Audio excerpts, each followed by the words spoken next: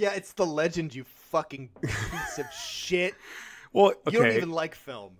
I do like film, and you apparently love this film, I guess, but you and I both have an issue in which we can't seem to start reviewing it. So let's get back to the characters that we have yet to name all of. Reviewing's for babies.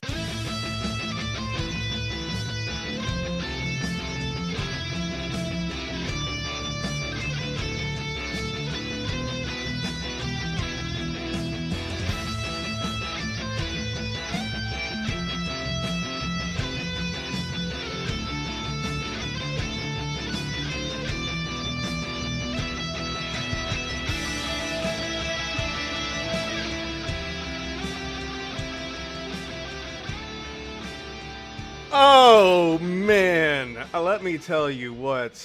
Frank Sinatra said it best whenever he said, regrets, I have a few. But then again, too few to mention. Well, Mr. Sinatra, you are not me. And I feel like I have done my fair share of doing things that I regret. And assigning this film Legend of the Naga Pearls is up there in my top 3. That's how bad this film was. Oh, hi. This is Dan. Holy shit. Jesus. I'm getting way ahead of myself. I forget to introduce. That's how vehemently passionate I am about not liking or appreciating this film. Wow. I just want to just get it all out. But my name is Dan, and that's Jared.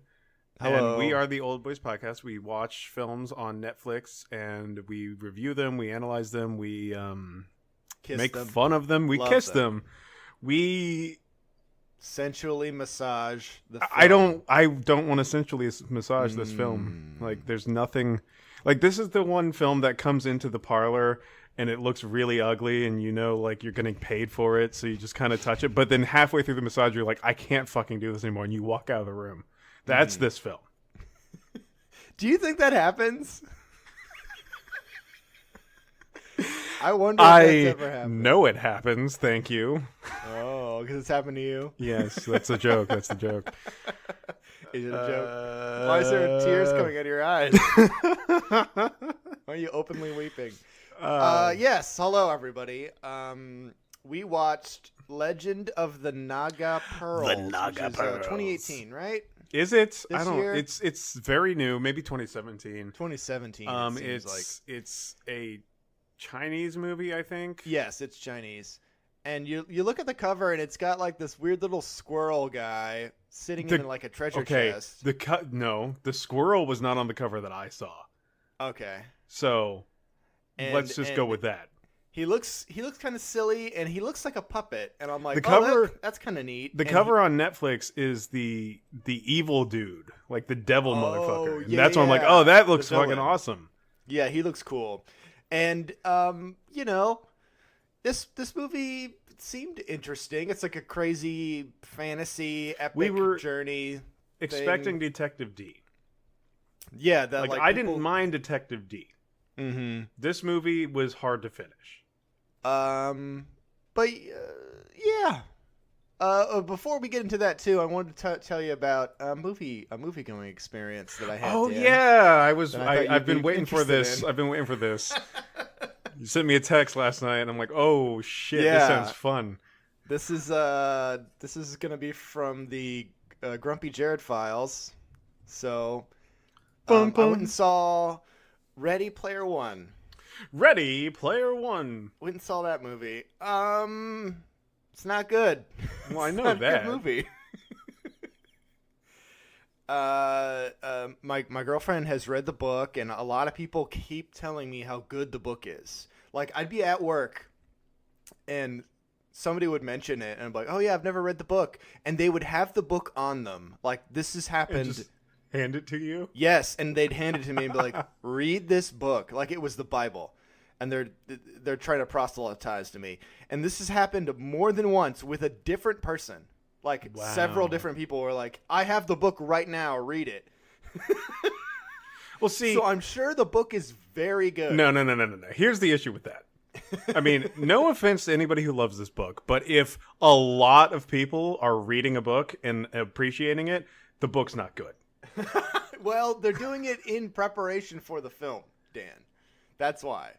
I think now. Nobody reads books. And if everybody is reading a book, that's not a book to read. But books are stupid. Books are stupid. You're right. Books are bad for business, honestly, because we do movies. And if people are reading books, they're not watching movies. And that hurts our bottom line. And that's the only thing the Old Boys podcast cares about. Yes. I'm assuming the book it's got to be like a young adult. It's a young adult book for young kids, for babies. Because that's how the movie felt to me. It started off pretty good. And it had some interesting action scenes, but the jump from the full CGI internet world to like the real world is so jarring that it really, really takes you out of the film. And I mean, like, when it's all CGI looking internet stuff, it looks good. But when that interacts with regular people, it doesn't look very great.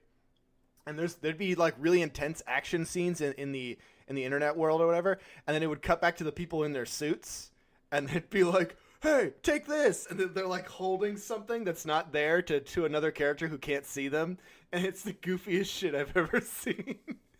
It was so goofy. There's a lot of other problems, like pacing problems and plot problems. Well, we don't care about that with the film, especially towards the end. For God's sakes. I know we analyze films, but I like to analyze society. So get to the fucking juicy part. Also, while watching the movie. So we first got in there, and there was one other couple there. So we sat up in the top middle row. And the movie was like 5 minutes away from starting. And we were pretty excited because there's nobody there.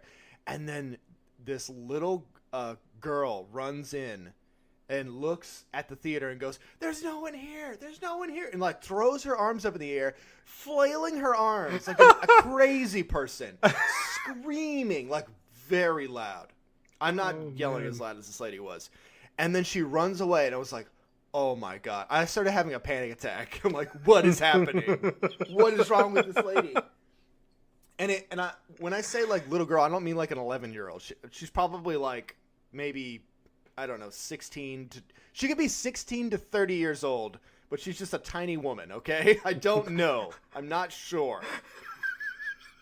And she comes in with 5 of her little friends. They're all tiny little girls. Oh, no. And they all go sit up at the very top. Oh, no. They go sit up at the very top of the theater and just proceed to scream and yell during the entire film. And they're like shushing each other too.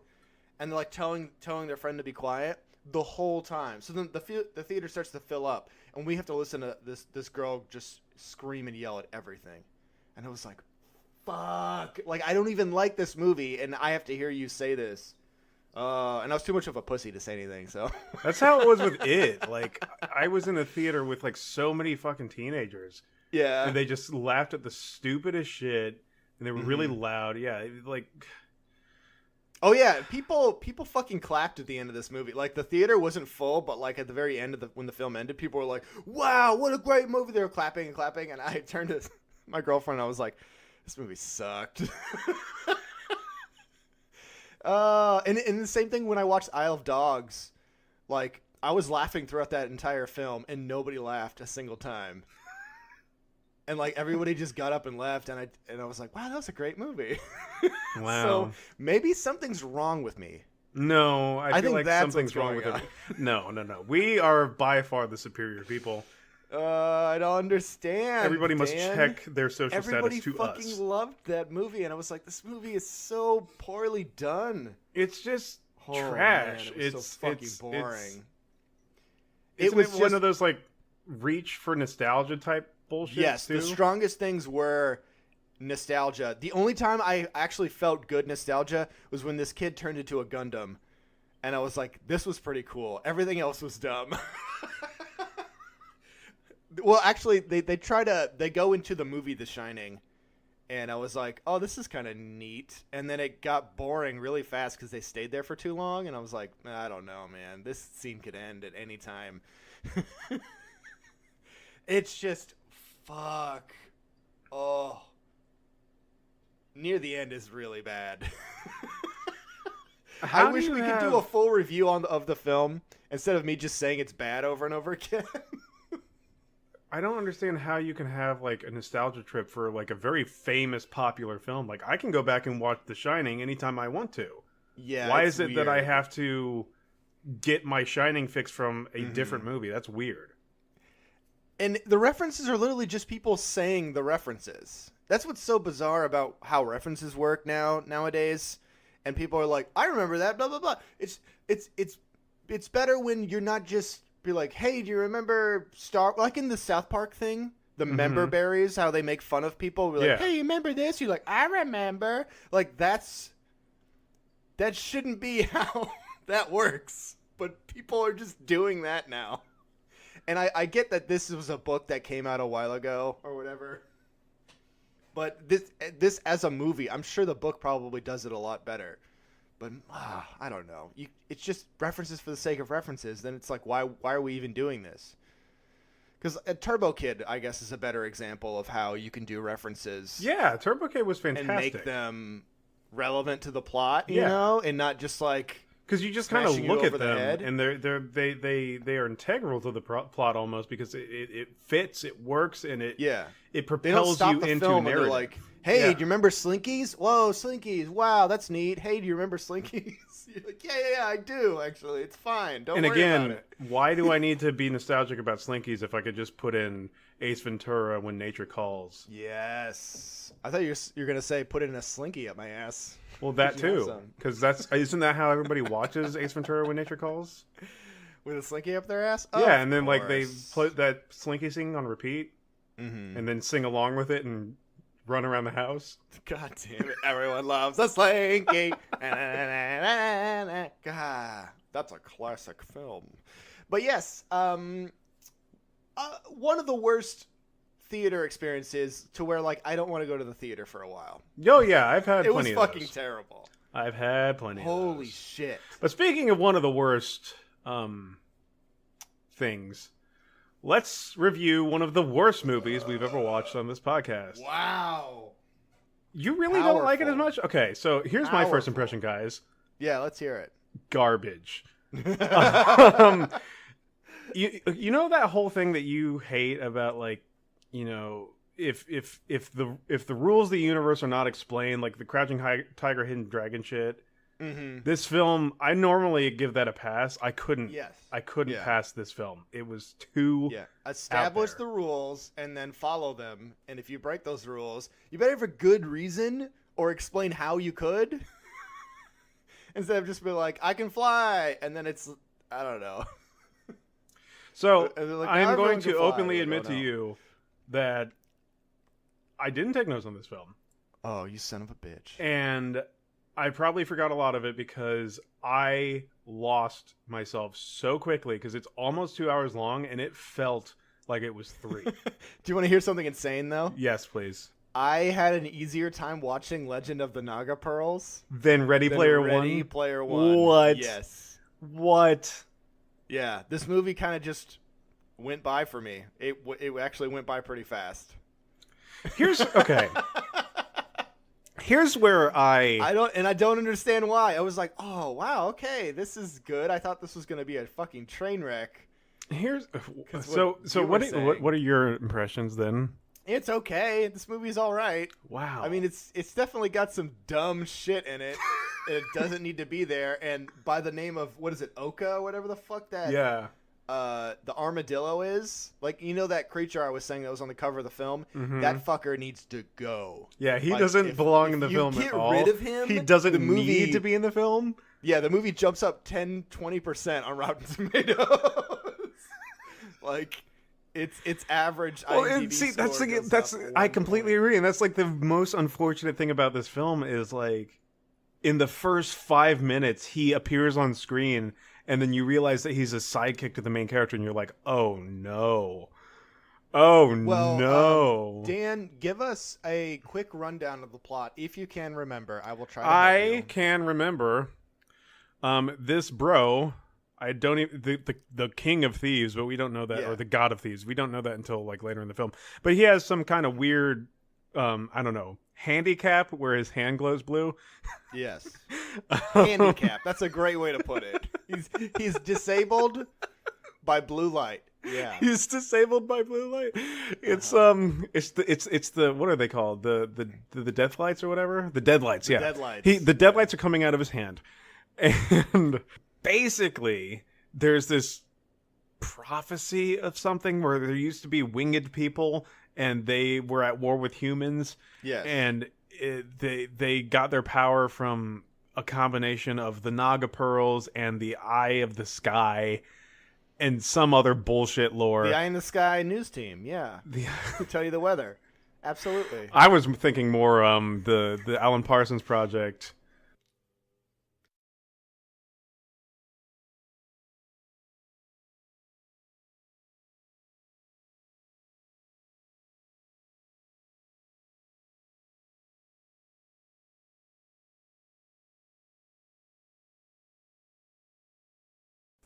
Anyway, basically, there's a whole bunch of shenanigans because the god of thieves tries to steal shit that doesn't belong to him, but he's drawn to it because of his blue hand. And then you find out that one of the people in the prince's army is like an ancestor of the winged people, and she's on the good side, but then there's the bad side that they all look like snake people for some reason. Yes, the bad guys have to look like fucking snake monsters or evil creatures. Well, it's China, it makes sense. And then like I said, hijinks ensue, and that's the good guys win in the end. That's really Okja has like a death scare. Yeah, well, it's a very classic. Oka.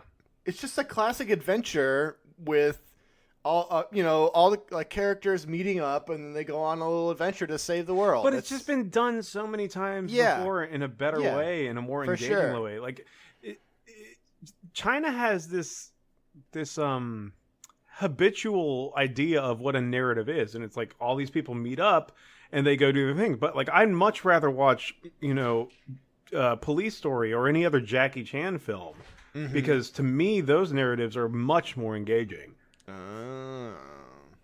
But do you not like fantasy at all? No, I love fantasy. Like what if it's like Jackie Chan Police Story, but he had got wings. He had one called I gotta look it up. It was fantastic. Called I Don't Want No Trouble. The Jackie Chan story. Something Force Omega, and it was just insane. The myth was one where it was fantasy and it was Jackie Chan. Oh, okay. And that was really good. But I liked what's that? The Curse of the Dragon Slayer. I like that film better than this film. I mean, I like Detective D. I like Detective D better than this film. Detective D was much better. So here's the things I like about this movie. The set design. It ended. Oh. No. It did end. That's right. That's good. I do like when films do end, because some of the, you're watching a film and it never ends, and you're like, this is just too much. And you have to turn the film off. Yeah, and then there's a white dragon. And a Treyu. Watch it. A story that never ends. Yeah. I get it. Yeah. Why are there only 3 of those, by the way? Movie, huh? Why are there only 3 never-ending story? I feel like they missed a big because they stopped making money to capitalize on. But it's a never-ending story. Like you can always have a story there. Always. Like bring it back. Oh, I'm sure there's greedy executives who will bring that shit back when the time is right. But yes, so the set design, Dan, it's really good. They put a lot of fucking money into how this movie looks, and it looks really good. I agree. Thank you. But I couldn't bother to look at it. I thought the art direction and the set designs were fucking rad. Some of the CGI, like for those dragons, actually looked pretty good. It was okay. and like the seahorse looked okay, but for some reason that fucking armadillo, the armadillo, You talking to me? terrible. He looks so bad, and he was. I don't so see anybody bright else here. and Why don't you give me colorful some food? compared to everything else? He should not. God damn it. He should not have existed. And they could have gave him any type of animal, like a little squirrel, like a dog or something, anything. I don't know, or just no animal. Michelle was watching the Flintstones movie last night. Uh-huh. And Classic. the CGI Dino was better than the CGI armadillo. But I just I don't feel like get it. it matters because at any time they could have switched to a puppet of this Oka character. And it would have been cool because there's a scene in the Flintstones where there's a big Dino puppet that grabs something. I'm like, oh, that was fucking cool. And that's what I was getting at, because on the cover here it looks like the creature is a puppet, and I was like, yeah, that looks good. Let's do that. And if they would have used a puppet, I would have loved the film. Loved that. Yeah. I mean, and I'm talking about puppet the whole time. No, I completely Only as a agree. puppet. Even if even if it's cheap to where like they have to have it on his shoulder the whole time to hide the puppeteer. Yes. Like, I would be totally all right with that. Oh, that would have been so fucking good. So much better than that shitty CGI. It's so bad. And how he uses it as a weapon was kind of derpy too. Or like there's certain scenes where they just said, oh, he's gone. He's too drunk or something. He won't be in this scene. It's like, what? Okay. I wonder if like they just got tired of animating him and they're like, so let's he's go over some of these characters. Scene. First, we were already talking about him. His name is Oka, the armadillo character. Yes. And his defining character traits is he eats a lot, he drinks a lot, and he farts and sleeps. Yes, yeah. There's one scene in which he farts. If you were describing the main character or the armadillo. No. There's one scene in which he farts, and that was like the big comical point of the film. I don't know if you knew that because it was all ramping up to it. Like there was so much.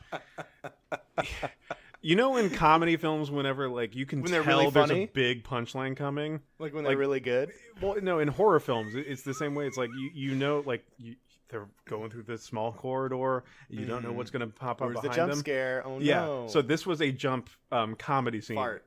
Like, It's a jump fart. It's a jump fart.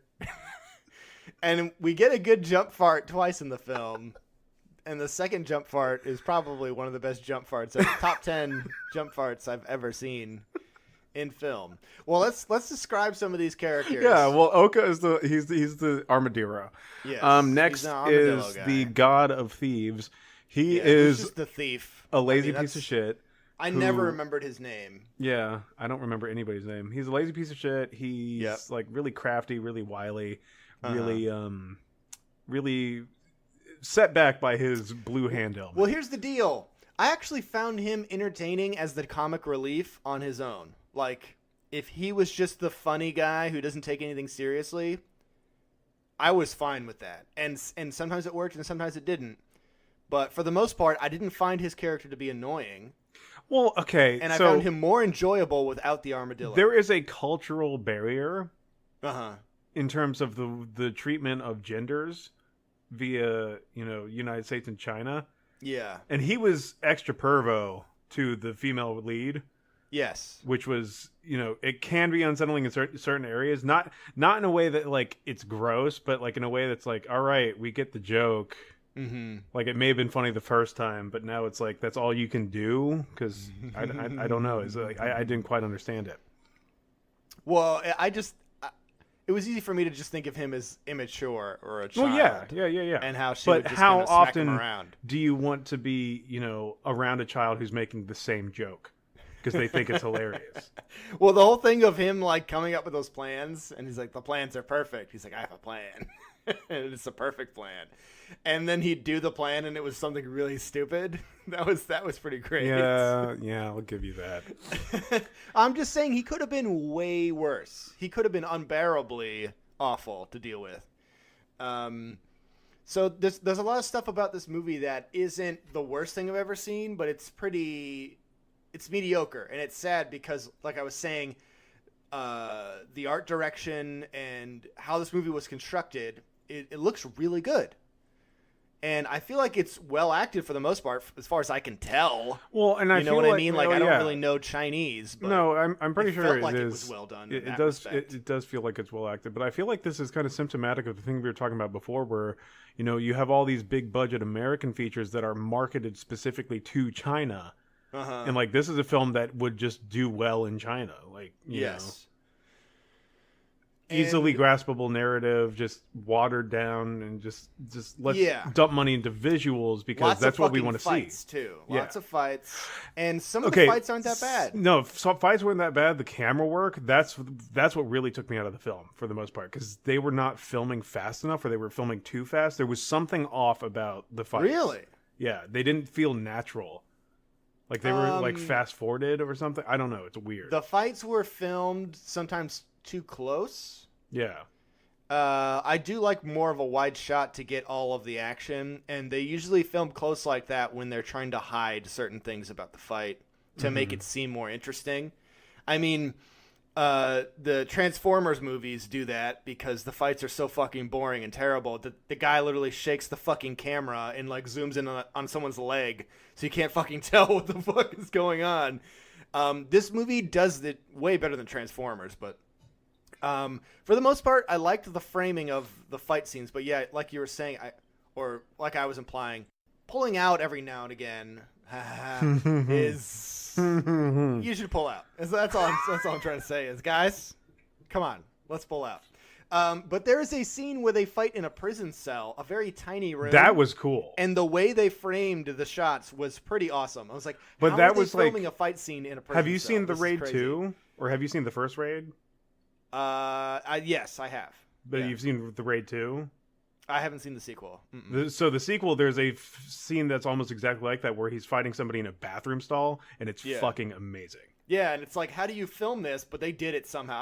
I'm like, if they filmed it exactly like they filmed it in The Raid, it's basically that's not a real cell bathroom. Okay, and they the walls off. No, the walls they were being held together by people, so they were kind of flexible walls. Yeah, that's cool. It's really fucking awesome so how they move they the did camera around and they move the walls. Yeah, that is sick. They got to do that fast, right? Oh yeah. It needs to look, and if you see the Raid 2, like the first Raid is a lot better than the second Raid, but that scene from Raid 2, the bathroom scene, is just it's so well done.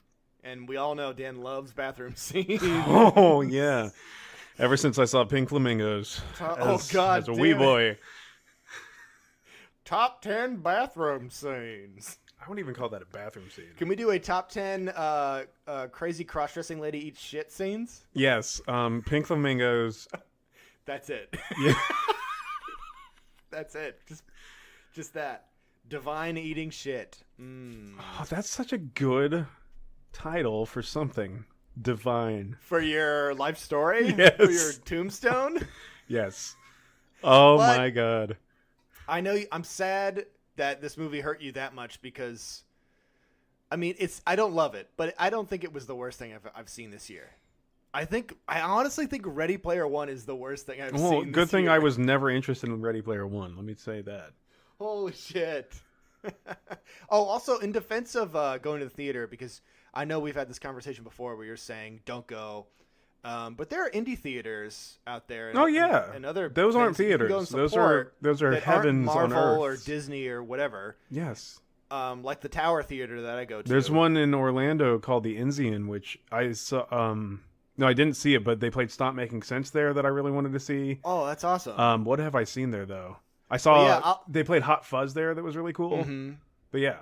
What I've been doing is they've been playing all of these Studio Ghibli movies. Oh. So I've been going to see those, and I've been watching a lot of films that I normally wouldn't watch, where I'm just like, I don't know what this is. Like Thoroughbreds. I don't fucking know what that movie was. And I went and saw that movie, and I was like, this movie is really good. Like I had no idea what it was.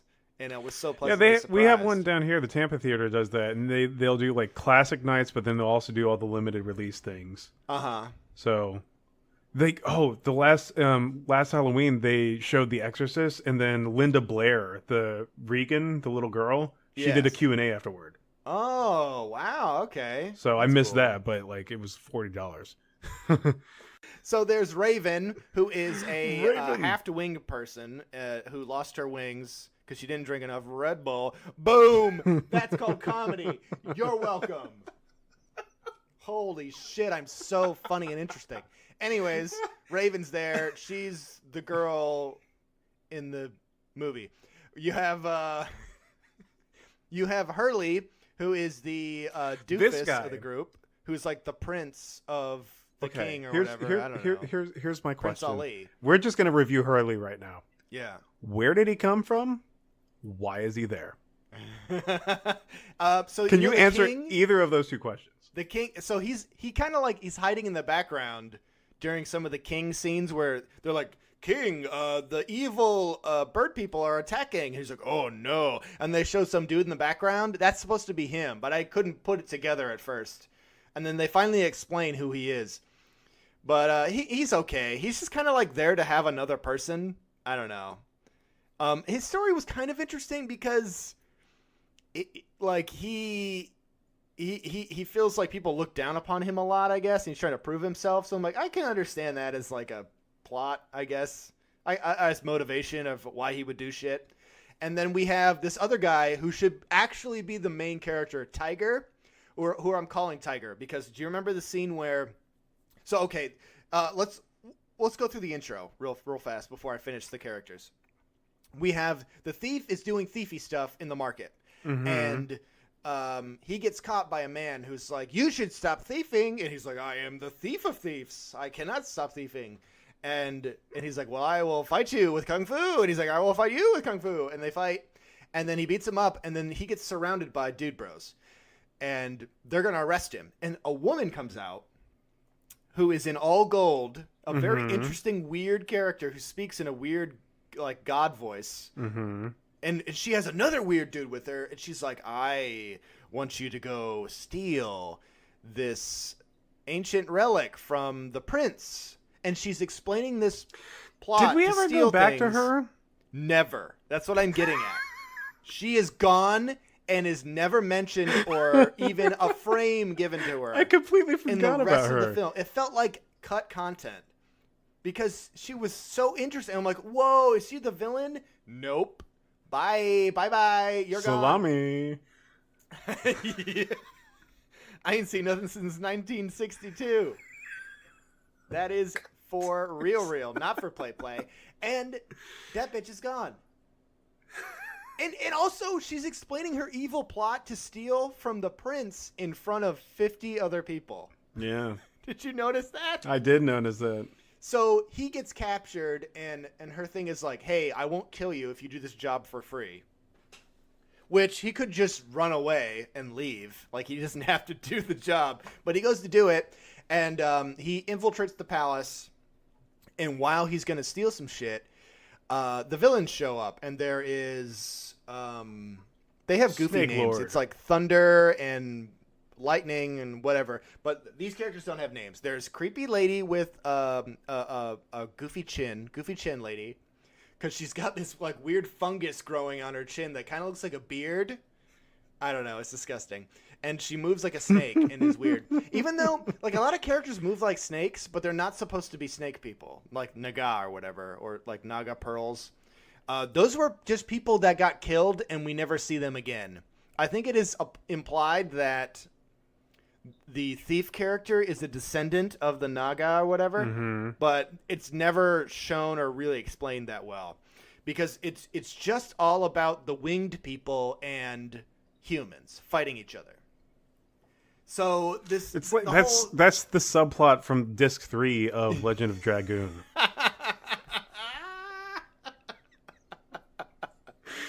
Oh God. Talk about sexist. That game has some really fucked up lines from some characters. Yeah, it does. Where they really shit on the female character in that game. Yeah. For the first, like, the entire game, yeah. Just like, you're too weak. It's pretty brutal, yeah. Women shouldn't be allowed to do things. And they're like, ha ha ha ha, oh, you're such a silly character. Yeah, go back and play that game if you don't remember. I'm not talking out of my ass on this one. So It's still a fun game though. I actually It's a enjoy very the fun game. It's one of my favorites. I know, it's one of your favorites. Because you told me to go back and play it. This was a while ago. And I was like, okay. And I started playing through the game and I was enjoying it. But I was like, man, they're really shitting on this lady all the time. What the fuck? And it's played as a joke. I was like, this is kind of fucked up. Anywho, yeah, we forget about the golden snake lady. She's probably the closest to a Naga that I can think of. And it's like, why did we forget about her? Whatever. So he's there in the palace. We also meet a Clint Howard looking monster guy with a battle axe, and then there is a humanoid dude he's a human, And an oid. No, he's a winged person, but he looks more human. Wait, and he's a humanoid. Humanoid. Avoid the humanoid. Yeah. That's what I always say. God damn it.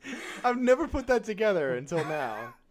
Me either. That's what I said. So good. Dan, you're on point. So he is we're going to call him Evil Brother because that's what he is. He's the evil brother. He's the evil brother of Raven, who is the lead female protagonist. And she works for the policia. And some fighting happens. They fucking kill everybody. The big bad guy shows up, Vlad, which I thought was a great name for the villain. It just makes you think of Dracula. And this dude is pretty badass, and he has wings for some reason. I don't think it's ever explained. He's a winged person. Yeah. Well, a lot of the winged people don't have their wings anymore because of the pearls. He's the last remaining one. Yeah, there's the magic of the pearls or something, or some plant. I don't know. Something gives them their wings. Red Bull. And Satan. And they murder this entire group at a party with the prince, who I guess is the brother of Hurley, I would think. Yeah. And I was like, okay, I get this, but where are all the guards during this celebration? There's only 4 dudes, and this is the fucking prince. And they've infiltrated a town and a You still mansion. haven't gotten to the character who should be the main character yet. Well, the thief guy is there. I told you. He's No, but you said there's one more character around. that should be the main one. Oh, yeah. So the king is like, I'm going to send the tigers out to investigate this. And then basically the chief police inspector is an incredible badass. Yes, the guy who fights with the spear. Yeah. He should have been just the lead character, and we could follow him around. He kicks everyone's ass. I think that's the only thing he knows how to do. Is just fucking whip everyone's ass. I don't know if they give him a name or if his name is Tiger, or if that's the group, the name of his group. But yeah, Tiger is awesome. He is really cool in this movie. Legend of the Naga Pearls 2. Seriously, Tiger's Revenge. Tiger's Revenge. Tiger Knee. That's a reference. Whoa, you like references? Here's a good reference. Eat it up. Tastes so good. Knee. I love this reference. Jesus. So filling. Oh, yummy. I think that's all the characters. Did I leave anybody out? No. If you did, they're not important. The epic adventure. Here we go. Adventure. We're adventuring. Oh, so I guess we have the thiefy prince. He overhears that adventure can be had in this weird cavern. And he's like, I'm going to go to the moon cavern or whatever the fuck it's called. And he goes there to do adventure-y, steely stuff. And he finds a blue hexagonal box. And this whole time they're trying to get this fucking box, and I'm thinking, where's the fucking pearl at during this whole movie? And the pearl is inside the box. But this movie should not be called Legend of the Naga Pearls, plural, because there's only one. There's only one pearl. What's going on? They keep saying we must get the pearls, but there's just one of them. Anyways. Well, okay, so I guess I'm the only Detective one D upset about this. also have because eventually they get to like their adventure leads them into the underworld. Yes. Or like this underworld. Didn't Detective D have an extended scene where they're fighting shit in the underworld? It's like all Chinese narratives that are fantasy have like the same arc. I wouldn't call it an underworld because that gives it a different. You're thinking of like hell or something. This is like a cavern system. But like all the fucking degenerates and undesirables where bandits live live there. and pirates live. Yes, that is exactly from Detective D. I wonder how many more movies do that. Yes, I was thinking that too. I'm like, this seems so familiar. Where else is this from? And yeah, Detective D. It is exactly from that. And then so they start forming a party. There's, like I said, there's a cool fight where after they do a fight in the cave or whatever, which was it's an okay fight. The thief and the Raven girl, police detective, they get thrown in jail because she's not supposed to be there investigating the crime because she's too close to it because her brother is involved and they don't want her on the case. And she basically broke the law by doing what she was doing. So they threw her in a cell, in the same cell with the thief, which I'm like, would they do this? And they have them chained together, but the chain is looped around this giant iron loop or whatever. And I thought that was kind of cool where they were like moving the chain around. And he was trying to flirt with her. That was kind of silly. I just kind of imagine I didn't mind it. Like this entire scene is just them rolling ones on 20-sided die.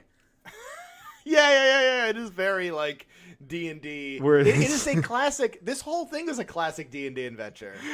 Just with a Chinese paint of coat. You try to go against your superior's orders to win favor. One, get thrown in jail with the thief that you're trying to apprehend. Well, you get a bad roll. You get a few bad rolls. The thief, he's rolling to flirt with her. It's one. Charisma checks, man. Failure.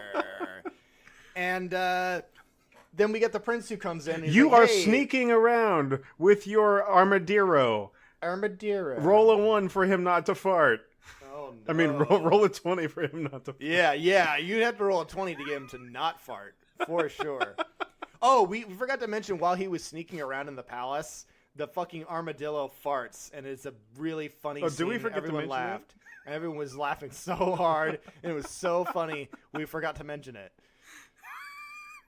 And later on, they use that fart to identify the thief character. Because they're like, I remember that fart. That's from that armadillo. Are you fucking kidding me, movie? That was really stupid. Gosh.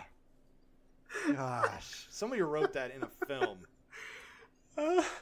You know what? There's two writers for this movie. I'm assuming the second writer did all the fart contributions. He's like, what if a character farted? But like, no, I'm actually trying to tell an epic fantasy adventure with a lot of moving parts. Like, but what if there's an armadillo and it farted? Like, listen, you're the director's son, so I'm gonna put that in, but you need to stop talking. All right, no more ideas. That's your only idea. You get to use it 3 times. That's it. What if? Can I be in the movie? I want to play as the armadillo's farts. It's just like a CGI superimposed his face into all the farts. And if you go back and watch the film, yeah, you can pause the movie. You can see the face of the second writer in the fart. Oh my god! Why aren't we writing this movie where like if farts gain sentience and they start following you around as your psychic everywhere? Next time on Fart Face. Oh my god! I think Assy McGee may have done that in an episode. I don't know. I honestly don't know. I haven't seen that show in fucking forever. Anywho. So now I think we have a full party. The 3 adventurers, the prince is like, hey, I want to help you guys to get revenge on Vlad the Impaler because he killed my bro and he's a real bad boy. So that was also not explained very well. Well, that's all you get. It's intentionally not explained for a while. You're supposed to like not really know who he is for a bit. And they're sneaking through the palace. And the reason I didn't want to skip this scene is because the fight scene is really good here. Because the axe-wielding guy, Howard he's Clint really cool. dude, he's looking for the Naga Pearls too, which are at the base. And they have a great fight scene in the library where he's like attacking with the axe, and the axe comes off, and it's like attached to like an iron wire or whatever. That was neat. I really enjoyed all that. And then, of course, main character Tiger shows up and beats the shit out of everybody. It's like, oh, is there people to get the shit beat out of them? Yeah, I'll do that. And I also, later on in the movie, I enjoy how the villain is basically unstoppable. Like, I don't know how they even win against him because no one can fight him in a fair fight, one-on-one. He kicks everybody's ass. That was fun. So they managed to escape, and they shoot that dude with an arrow, and he's like, "Wow, no!" And I think what do they do? They make an elevator fall on him, which was kind of a great way to kill him too. Yeah. Like, all right, I'm cool with that whole scene. That scene was pretty great. So now we're in the underground bullshit area. They've taken a boat. They've done the whole character building thing of like, we hate each other and we should go our separate. Actually, they do this twice where it's that like third act in the film where all the characters are at their lowest moment, but they do it several times in the film. And it's kind of like, why is this the part where like the girl gets her wings too? Yeah. So there's that where they all like hate each other, and he like breaks the amulet that she's wearing, and like pixie dust comes out and gives her wings. And this is one of the worst, shittier scenes. But he flies up into the air with her because he's trying to make her not fly. And they're so high up into the air that it's just clouds, but it's all like CGI clouds, and it looks really bad. And then they start falling for a really long time. And I'm like, I don't think they're that high up. It was just, it was kind of boring. I was waiting for the next scene, like this scene to be over. And they do that again yes, at the end. Yeah, and then so when they go to the thief town or whatever, the thug town, there is a thug, like the leader of the bandits. I liked him a lot. He's this goofy guy with a beard. Yeah, and his he head was is awesome. completely I think shaved. he was my favorite character. And he has a big tattoo on his head. Yes, and he's so funny and weird. And the thief guy keeps getting really close to him. He's like, "Are you trying to kiss me?" Because he's trying to hit on the other girl, but the other guy's like cock-blocking him, basically. And there's a moment where the thief gets in his face, and he's like, "I'm not talking to you." And then he closes his eyes, he turns his head, and then he opens his eyes again to look at the lady. And it was just such a weird thing to do. It was very, very funny. And of course, they're trying to figure out how to open the box so they can destroy what's inside. And they find this monkey guy. It was like orangutan dude in a jail cell. His name is Uncle Orang. Yeah, Uncle As Orang. in, it's I thought they were implied saying that to be mean to him. Or like as a joke. Like I didn't think that was his real name. Oh, I thought it was literally his real name. Uncle Orang? And he was the uncle of Raven. So there's a bird being related to a monkey. I don't know. Really? Weird. I don't know. And they're like making fun of him a lot. Like right in front of him, they're like, "Ha, ha, ha, I'm a monkey. Hoo, hoo, hoo, I'm a monkey." And I'm like, that's kind of mean. But the monkey seemed pretty chill about it. He liked it. But he's like a monkey scholar, you know? They're really turning that Monkey scholar. They're turning the whole monkey stereotype on its head by making him a very smart monkey. It's never been done before. I don't. And I don't understand what monkey stereotypes are. Monkeys are monkeys. Yeah, it just seems like in every movie where there's a monkey, the monkey's always really smart. That's what I was trying to get at. So nothing new is what I'm saying. Oh. Or like, well, at least in Chinese movies with the monkey god Sun Wukong. Yes, the Monkey King is a very old story. Yeah. I think that's where it comes from. Yeah, it's that lore. So I can understand that. So they're like, "Hey, Monkey King or whatever, how do you open this box? Because we want to destroy whatever's inside. Or you could just keep the box closed and I don't know, drop that fucking thing in the ocean or something. What do I know? So he's like, yeah, I have a key. He's just like, I just have a key. Here we go. I opened it. And Hurley, or whatever his fucking name is, he leaves lost, and he shows up, and they defeat some spy who has like this wasp that can go tell the bad guys where they are. And then later on, when he's by himself, he finds the wasp bag or whatever, and he's like, I'm gonna release the wasp anyways. You know what's fucking weird? So I can go fight the villain. I had a dream about that, so I didn't realize that was from releasing the movie. your wasp. Well, no, like that scene just replayed in my dream, and I thought that was just a weird dream I had. But no, it's actually a part of the movie. Fascinating. Oh, I thought you were actually going to tell me your dream. No, I had a dream about the wasp. And that's it? Yeah. Oh, so you're not trying to make a joke. No. You're literally just now realizing that the wasp dream you had was actually part of the movie. Okay. Wow. God damn. That's how interesting this movie is. So the bad guys know where they are. They show up. The big boss bad guy Vlad is there. He kicks the shit out of everyone. And it's all right, I guess. Yes. And the prince is going to have rocks fall on him, and then the bald bandit guy jumps on him, right? Mm-hmm. And he saves him. And you think he's dead, and you're like, okay, that was a good ending for that character, like a good sacrifice. It turns out at the very end of the film, he's okay. And he's like perving out on some lady, and he's like, hey, since you helped us, you can marry that lady. And it's like, oh, wow, really? Ooh. And I'm like, that's kind of dumb. Like, why do they have to have such a stupid happy ending like that? Especially with like Oka or whatever, when they kind of hint. They hint more than once that he's still alive after he gets killed. Mm-hmm. And I'm like, nobody gives a shit about Oka, okay? No one cares. Even the people who made him don't give a fucking shit about him. Oh, so it's dumb. So funny. If he farted in like his last breath. Oh, it would have been so good if he's like, I think he's still alive, and he farts in his face. He is alive. Oh, wow. Oh, dumb. So the brother and sister characters, they're fighting, right?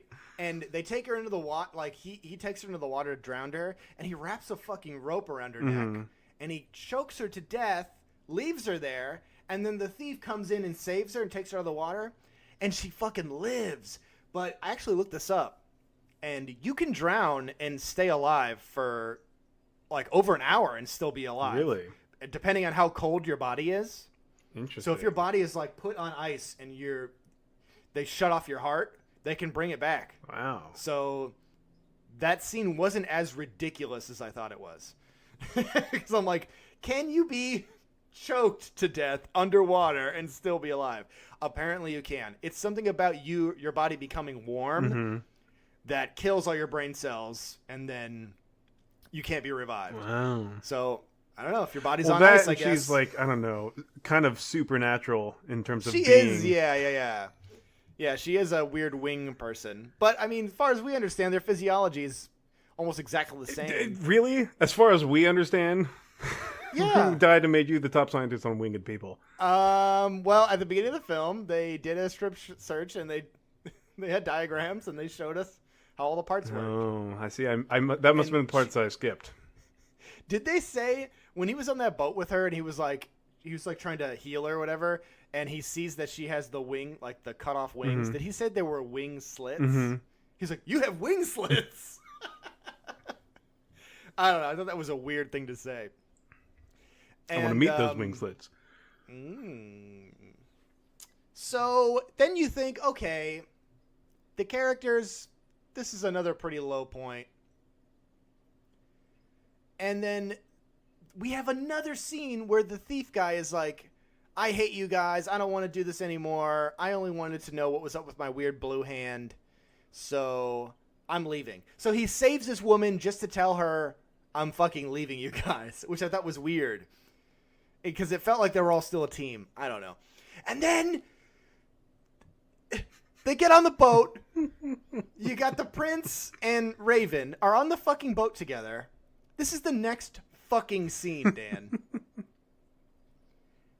And then the main character thief guy flies in with 3 dragons that were established earlier, but he somehow steals these 3 dragons and tames them. He's flying into the scene saying, "Hey guys, I'm back. Do you remember me? Like, hey, it's been so long. Do you miss me? Do you miss me?" And I'm like, there's no way anyone could miss you. You were literally in the scene 30 seconds ago. I felt like that scene should have happened 30 minutes after. You know what I mean? Like, then they go on their own thing and then he comes back. It just felt so weird. So there's like weird scenes like that where like with the 2 characters falling or him showing back up again that just didn't make sense. It's like, did they just get tired of being on the boat? Now they need to ride dragons, I guess. Yeah. Oh, this is the part of the RPG where they're at the final chapter and now they get the airship so they can fly around wherever they want. Right? Is that what happened? That's exactly what happened. I'm playing Ni no Kuni 2, and it's exactly what happens in that game. Like, you get a boat and then you get an airship. It's just very classic. So I guess we could just talk about, because we skipped a lot of stuff. Just for time constraints, because I could go on and on. Why? But Why the final scene of the film.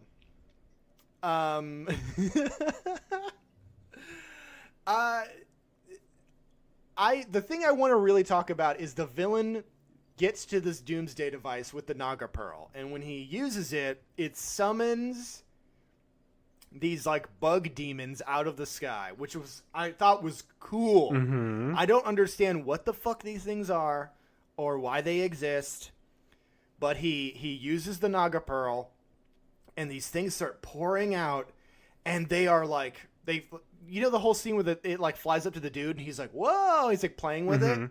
I love that scene. Yeah. I was like, this is so cool because of how graphically violent it was when it like goes into his belly and comes out of his mouth. Mm-hmm. I'm like, this is crazy. And there a swarm of flying creatures that are just murdering everyone.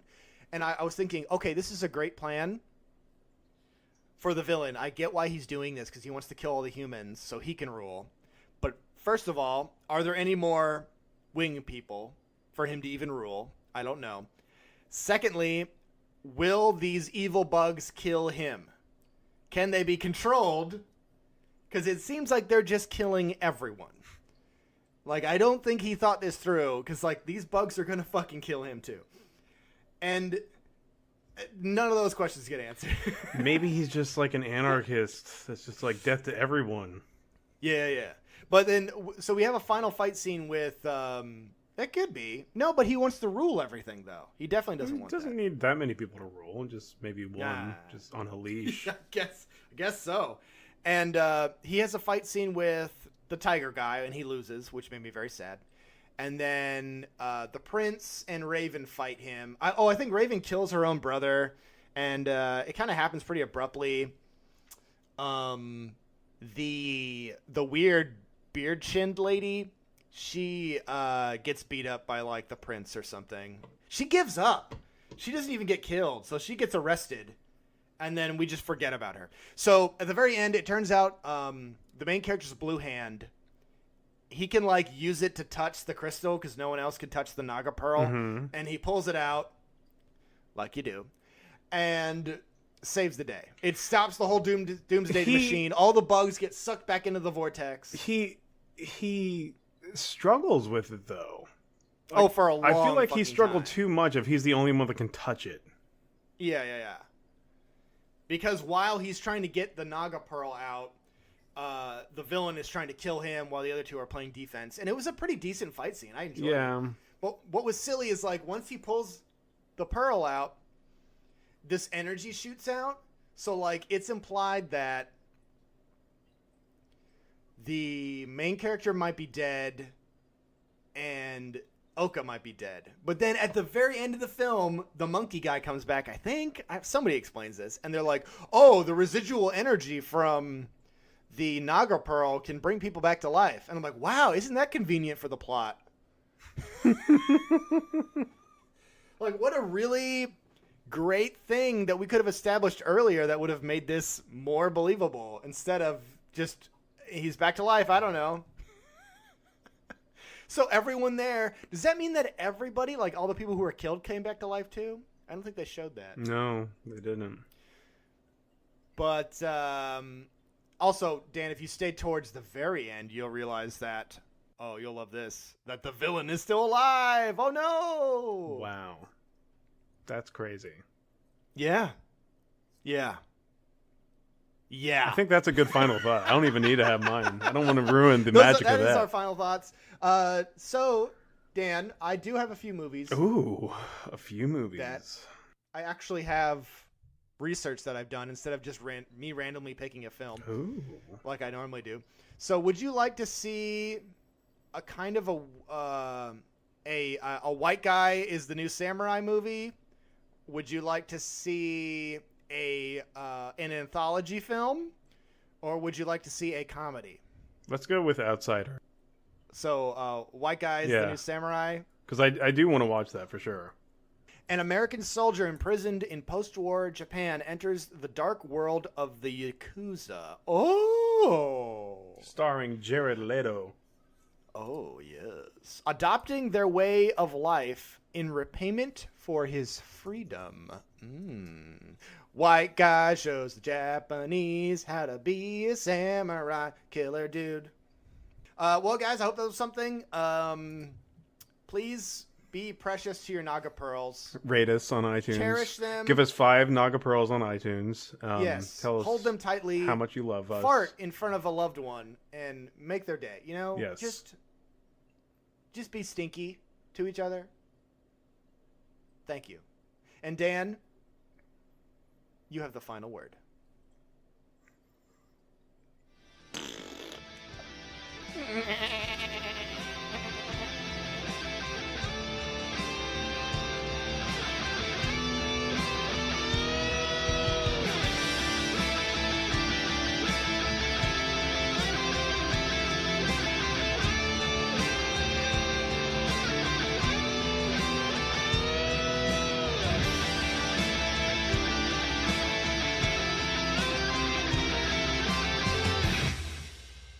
Oh, Dan, actually, I have a big Twitter live Twitter reveal right here. It says stop reviewing films. It says every other filmmaker existing doesn't want us to review their film. Dun, dun, dun, dun, dun, dun, dun, dun. I don't know how they all formed one Twitter account to tell us that. It's pretty fucked up. That's pretty rude. Wow. It says from the League of People Who Make Films. Good. Oh, Christ. Okay. Basically Zoolander jokes.